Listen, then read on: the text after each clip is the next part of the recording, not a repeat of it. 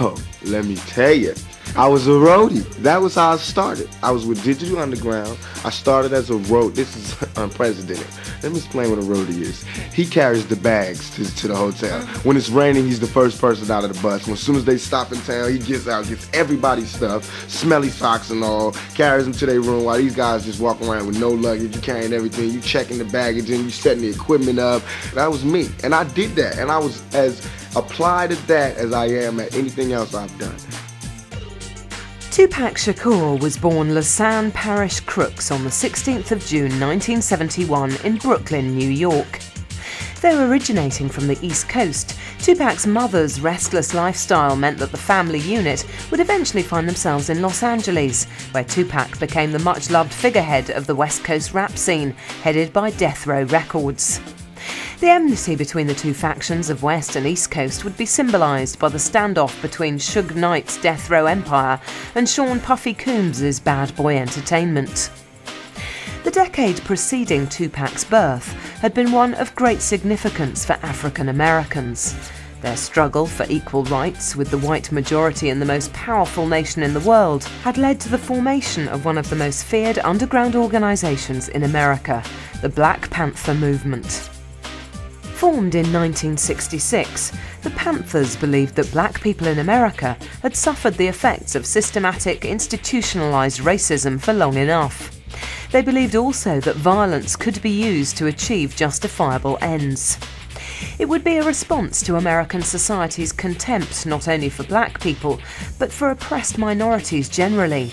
Peaceful protests and patient reasoning gained few results. Inevitably, there was determined resistance to the Black Panthers from a powerful political elite seeking to protect itself from a potential threat.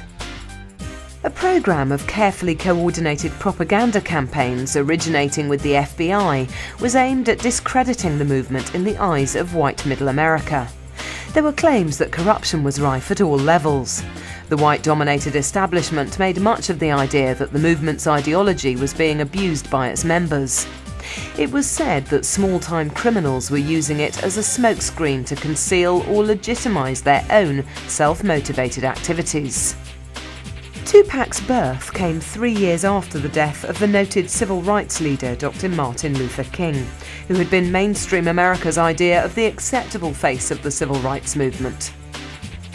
He was shot dead on a hotel balcony in Memphis on the day he was to lead a protest march for sanitation workers seeking better pay and employment conditions.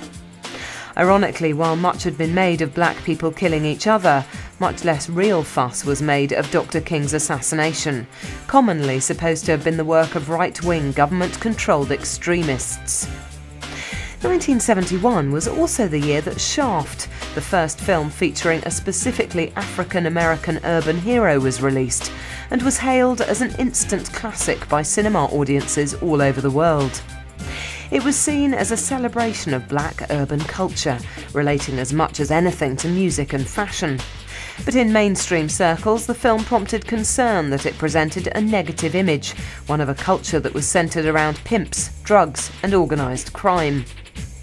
For African Americans, though, it was felt that black people had a visible presence in one of America's most important art forms. Jazz, arguably America's most significant art form of the 20th century, had held its own for almost 60 years. But for much of that time, black musicians had always been second-class citizens, obliged to enter and leave the venues they were playing by service entrances, out of sight of white people. That too finally changed during the 1960s, when black consciousness found an articulate voice in the music of such legendary figures as Miles Davis, Ornette Coleman, Charles Mingus and John Coltrane. Much of this music would correspond ideologically to an art form that was soon to emerge from the lives of poor African Americans. The freedoms made explicit in the new jazz would be in part adopted by the prison yard poets who were to sow the seeds of rap. The pioneers were prison rappers like the Last Poets and the Watts Prophets, who were unwittingly already inventing the future.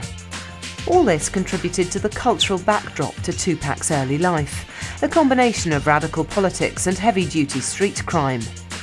His mother, Alice Faye Walker, became attracted to the Panthers during an affair with one of the bodyguards of the high-profile activist Malcolm X.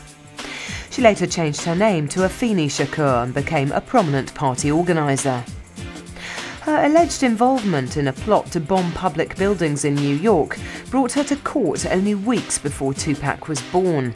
All the charges against her were subsequently dismissed. In 1969, Afeni married Lumumba Shakur, one of the three brothers who were to experience a variety of misfortunes. When Afeni became pregnant with her first child, she told Lumumba it was not his. Following their divorce, she conducted relationships with two men. One, known simply as Legs, was said to have had connections with a notorious drugs baron. The other, a Black Panther member named Billy Garland, passed swiftly through Afeni's life.